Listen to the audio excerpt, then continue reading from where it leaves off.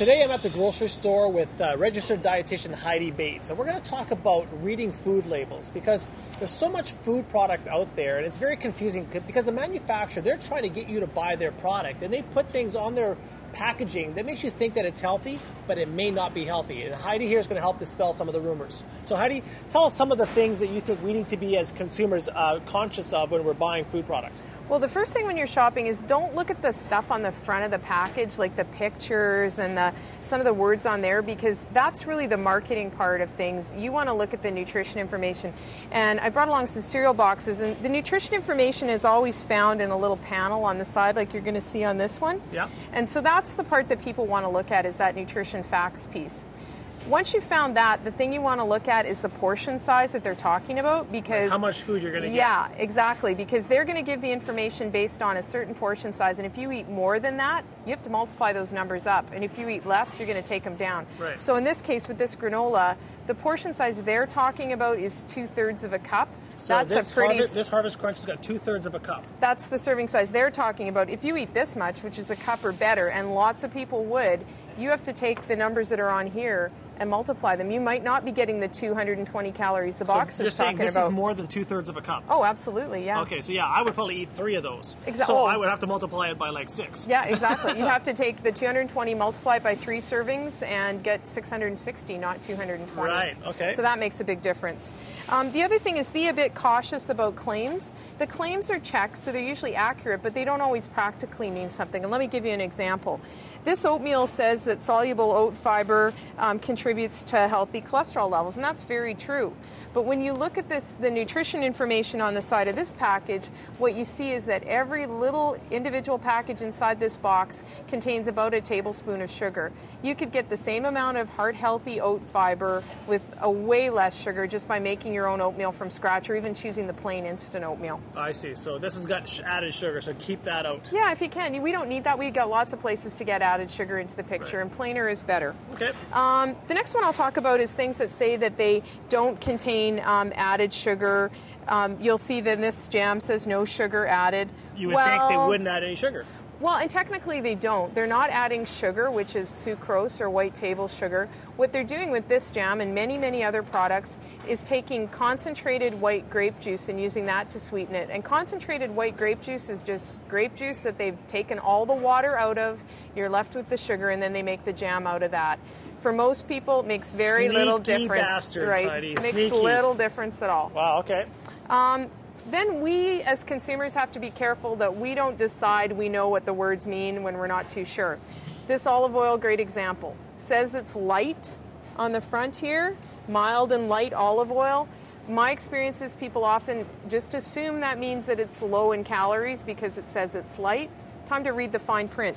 If you read the fine print on the side, it says that it's mild in taste and light in texture. It's got exactly the same amount of calories. Calories are the same. It's exactly. Just, okay. Yeah, so you need to be careful about that too, and just make sure that you don't decide that you know what it means when you're really not all that sure. Read the labels very carefully and you'll get that info. Okay. I don't know what to say about these kinds of things. Again, the marketing, and this is a product marketed at kids, probably little girls. So these are like chicken balls, breaded chicken balls. These are small breaded chicken balls. When you look at the nutrition information on them, they contain salt, they contain fat. Kids could be just as happy eating chicken that you'd cook at home, or even a chicken from the deli where you take the skin off, as opposed to things that are breaded and have lots of extras being added to them to just, give them. And then they've got the marketing piece on here with the, Hannah Montana, Miley Cyrus to kind of sell it to kids. Yeah, right? Hannah Montana is on the package here. She's selling these chicken balls. And Hannah, you're destroying the kids. If you want them to keep coming to your concerts, don't be promoting this stuff. The other thing that we've seen on labels sort of appear over the last few years is where companies will decide to brand products with their own healthy label to tell us that it's a healthy choice. It's important for people to realize that the manufacturers come up with those kinds of healthy labels, and we see one here. Where they've called it a big check mark. Big check mark. People sometimes think that means government has, is saying this is a healthy choice, something you should be picking. Again, important to really read the labels. These chips are light, but in 21 chips, you're still going to get 18 grams of fat, which is about 1 gram of fat per chip. Huge. Right. Huge, 280 calories in 18 chips. And so just because it's marked with a label on the front doesn't mean that it's been approved by anybody, and you need to look at the nutrition facts. That's the piece that government plays a role in. Okay. What about this stuff? Certified organic. I picked that one because there's a lot of confusion about what the term organic means. Sometimes people think that organic means that it's more nutritious, and really that's not the case. When a grower says that their product is organic, they're talking about how it was produced, not what it contains. So in this case, these potato chips were organically produced without any pesticides, herbicides, and that kind of thing. But that doesn't mean that they are any different in their fat content than regular potato chips, and certainly the bag tells us that. Here again, we've got 11 chips that are going to give us 11 grams of fat. So the same amount of grams, the same amount of calories. As the regular chips we just looked at. So it's not healthier that way. You're still going to get just as fat eating the organic as you are. If you're concerned about how things are produced, then this would be your choice, but you still shouldn't be choosing potato chips very darn often. Okay. Right? What about this last thing of potato chips here? Zero trans fats. And that's true. This product is made without the use of hydrogenated vegetable oils, but that doesn't mean that it's low in fat. It's not saying that it's overall low in fat. It's just telling you that it's got no trans fat. There's no trans fats, but there's lots of other fats. When you pick up the label on this one, there's 15 grams of fat in 21 chips, back again to almost 1 gram per chip, just about, a little bit less than that.